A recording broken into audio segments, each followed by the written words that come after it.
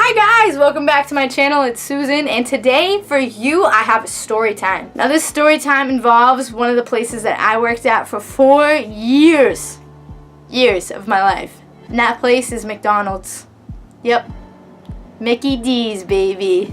I spent 4 years not flipping burgers, not a once. I never worked grill, surprisingly enough, but 4 years of my life in that golden arch. Now I want to throw a disclaimer out before I start getting into this. This McDonald's that I work at, I am forever grateful for the opportunities that they presented me. I love 90% of the people who work there, and I made so many friends from it, and I also learned so much from it, and I think it was a great establishment to work for. But this incident was definitely one of the worst experiences I've had in my entire life, including the worst experience I probably had at McDonald's in like the entirety of the 4 years. To hide identities in this, because I want to be a good person, the girl is going to be called Amy, and this man's going to be called Ron. So I started working at McDonald's when I was almost 16 years old, and from that time up until when I was 18, I was just a crew member. At the time I turned 18, I was promoted to a shift manager. Now being a shift manager, I had more responsibilities and things to do, yada yada yada, things you would expect a manager to have.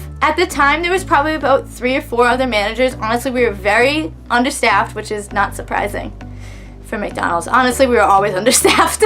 But 2 of those managers that worked alongside me were Amy and Ron. Back in the day, me and Amy used to joke around a ton because I was like a young little 16, 17-year-old. Like, she was slightly older. I think she was like late 20s, maybe early 30s, and we just kind of shoot the stuff back and forth, and it was always just silly when we worked together. But as time went on, my senior year of high school, I actually came out. In this time, it was kind of difficult transitioning because, especially in work, it's one of those things where I felt, for me, it was difficult to tell these people I wasn't necessarily close with about my personal life. For the most part, they knew about boyfriends I had had in the past and people I had talked to, so it would have been kind of explaining to everybody what was going on, like, with me.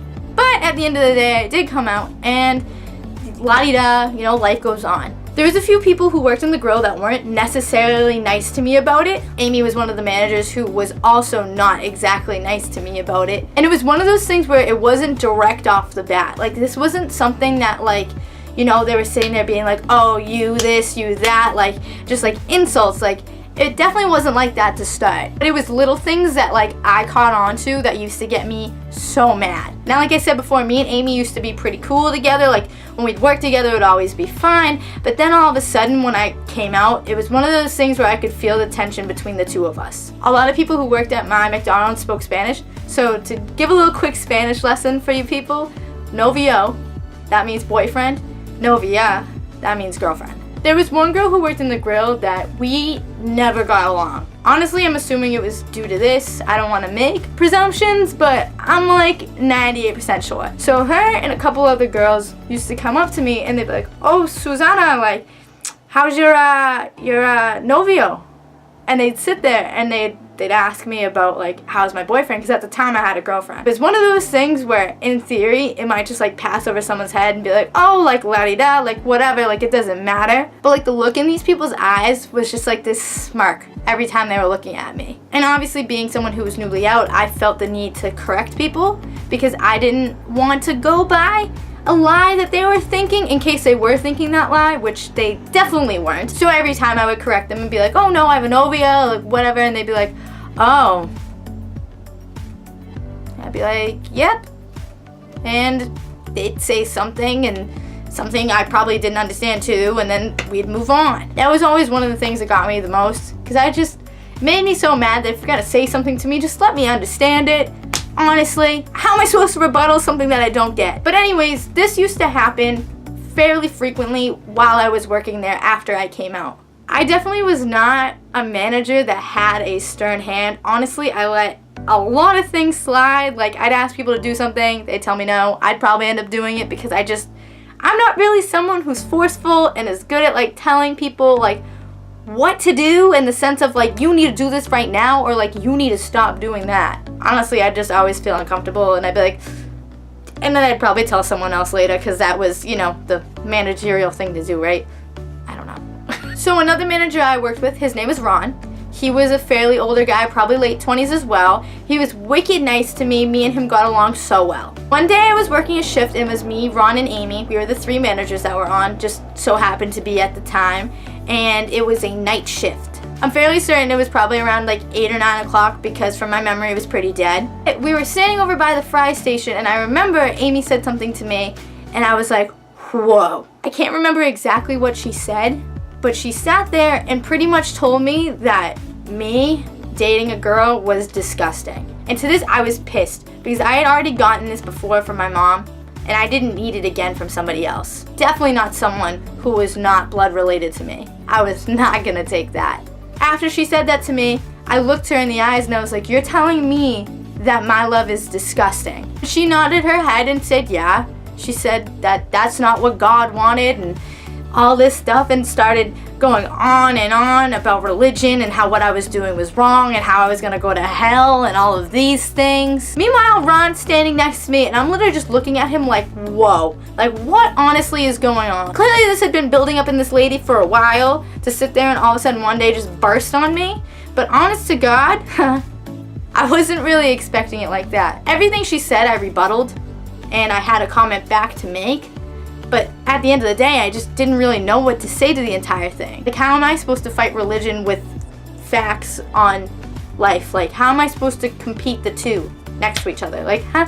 As she was going on and on and on, Ron decided to make a joke. He was like, oh, you mean like Adam and Eve, not Adam and Steve, right? And she's like, yes, exactly. That's exactly what I'm saying. And literally, I'm just sitting there like, like she couldn't even tell that he was making a joke. Like, at no point was he down for that. Eventually the conversation dissipated and I walked away, and I literally was shell-shocked. To be honest, I can't even remember like the entirety of the conversation just because it was like I blacked out in that moment from what was going on. And it was one of those things too where it was a slap of reality to me that not everyone's gonna be okay with me and who I am. Because honestly, for the most part, I had received a general well reaction to everything, which was dope. And this was the real first time that I was faced in the public with somebody that was opposing me and saying it directly to me. Now moving forward, I seriously considered telling like higher ups like HR or my general manager what happened with this situation. But again, because I'm not really a confrontational person and she was pregnant, I was assuming that she was, you know, gonna go on pregnancy leave for like a year. Because in my head as an 18-year-old, I'm like, oh yeah, she's about to give birth in a month, like she's definitely gonna be gone for at least a year. Let me tell you, that definitely didn't happen. Nope, it didn't. It really didn't happen. And it was one of those things too that like at the time, like maybe she was just pregnant and these were her hormones like spitting at me, but honestly she was having a child out of wedlock, so you know, can't throw rocks when you're sitting in a glass house. I think that's the saying. I might have messed it up. So like some time goes and she's not there, and I'm somewhat content with my life at McDonald's because, you know, now she's gone. I might have to deal with like the other 3 people who were giving me rude comments all the time. And then, all of a sudden, a month later, she comes back. I'm like, bruh, a month? You gave me a month without her? Are you kidding me? Honest to God, I probably could have gotten her fired for the things that she said, because clearly if she's being homophobic to another employee, that's like grounds to get fired. I'd hope. I'd really hope. I mean, at least in Massachusetts, I think it is. But every time I saw her following that, I used to just shrivel up. I literally just used to like be a small ball of rage, and I never knew really what to do with myself. And this was one of the hardest things for me because I'm a very outspoken person. I'm someone who's willing to stand up for myself 9 times out of 10. But I felt like I didn't properly stand up for myself in that situation, but it was also because it was kind of the first situation that I went through, so I didn't really know what to base it on and what I really wanted to convey in the messages I was saying back to her. And honestly, fighting ignorance is something that you really can't do all too well, except for make yourself feel better. Hopefully make the person open their mind and change their ideas, but that's a slow process. I was fortunate enough to have coworkers like Ron and my friends who worked there who were super supportive of me, and like whenever things like that happened, I would like mention it to them when they'd be with me, and they'd be like, bro, like, it's not even worth it.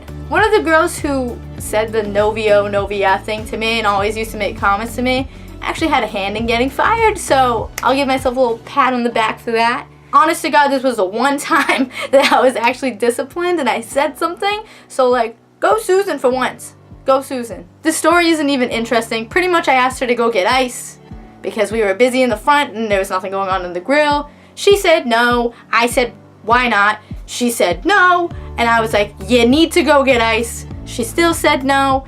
And we had this whole shabacle. I talked to my general manager and then all of a sudden 2 weeks later, she was gone. I'm not saying it was all that situation. She did a lot of other stuff too, but anyways, I'm glad that I had some hand in it. Moving forward though, from this situation, I kind of had a fear moving into different workplaces, like how people would react to me knowing that I was gay. I eventually left McDonald's and started working at a restaurant, and even when I started working at that restaurant, I was nervous on how I should go about telling people. Because it's one of those things where you look at me, I don't necessarily look gay, so people don't automatically assume it, but I also wanna be visible. And like I want to have my identity shown, so like I talk about it.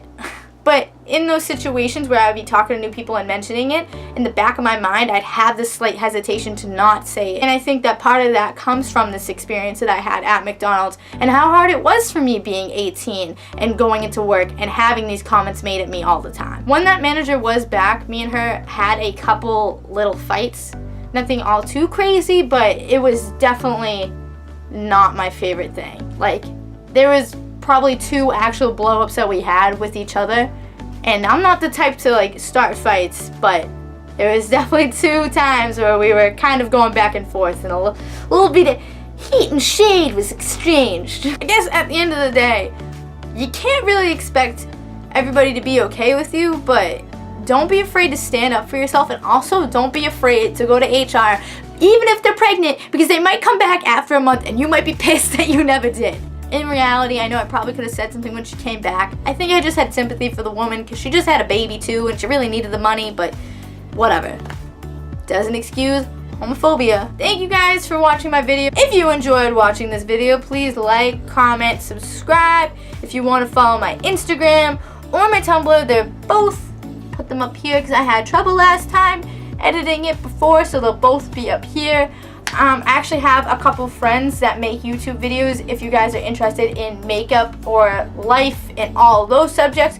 One of them is actually one of my friends that I worked with at McDonald's. Her name is Bianca. If you want to click right here, that'll bring you right to her videos. And my best friend Kendra, her videos are right up here. She makes a ton of fashion and makeup and that sort of YouTube videos, things that I'm not good at and I have not a lot of interest in. Not really, but you can definitely go watch both of them and that'd be super awesome and cool. Hope you guys have a great and awesome and wonderful gay day.